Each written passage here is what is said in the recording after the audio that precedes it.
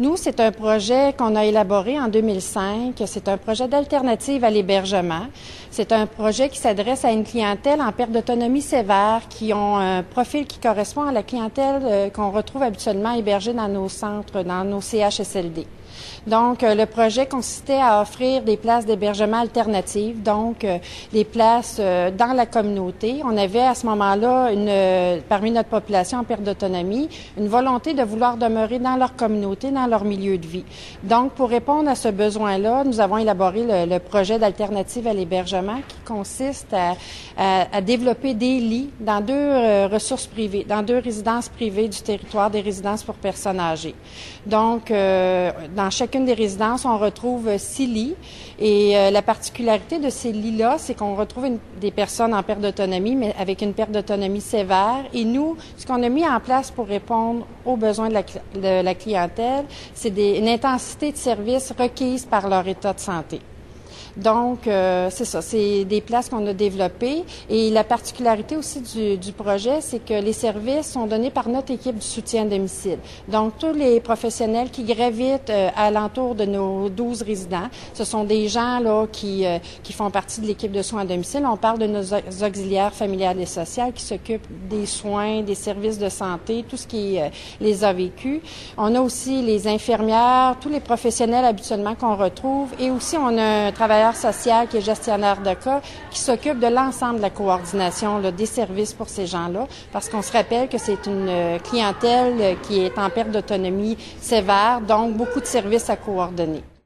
On a eu des résultats tangibles intéressants. Je parlerai au tout départ de la satisfaction de la clientèle parce que les 12 résidents qui font partie du programme d'hébergement là, alternatif, notre projet novateur, ce sont 12 clients qui nous ont nommé le choix de vouloir demeurer dans leur communauté, dans leur milieu de vie. Donc, c'est la satisfaction d'être respectés dans leur choix de vie. Aussi, la satisfaction des familles, de voir évoluer un parent dans un milieu avec d'autres personnes en perte d'autonomie, mais en moins grande perte d'autonomie, c'est une satisfaction aussi pour les familles.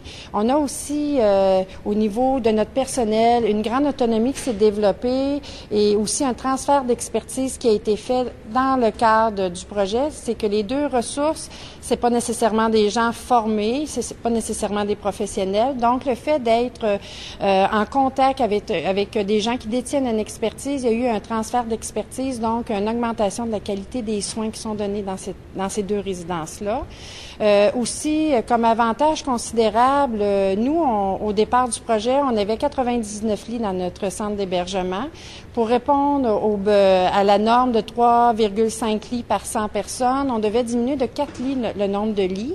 Et aujourd'hui, après 6 ans d'existence, c'est 14 lits qui ont été fermés.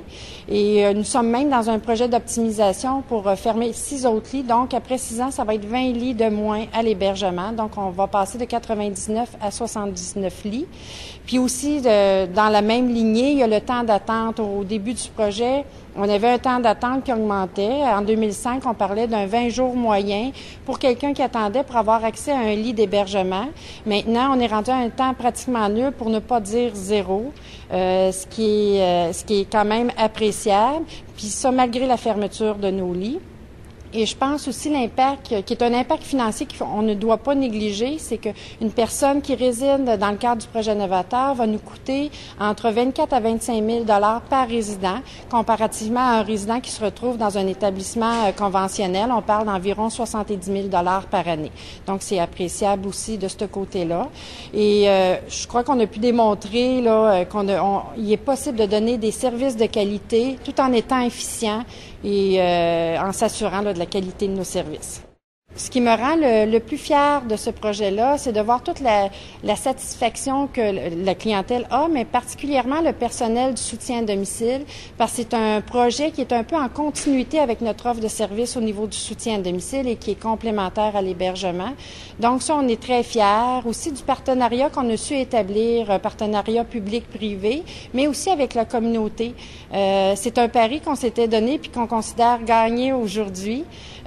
Donc, c'est une autre chose qu'on est fiers de voir, mais aussi il y a un médecin qui fait partie de nos professionnels, qui a cru à notre projet dès le départ et aujourd'hui qui adhère là, à 100% à notre projet, donc qui fait une partie de l'équipe là, du projet Novateur, qui fait les visites à domicile. Ça, je crois que c'est une belle fierté aussi qu'on a là, d'avoir rattaché la partie médicale à notre projet.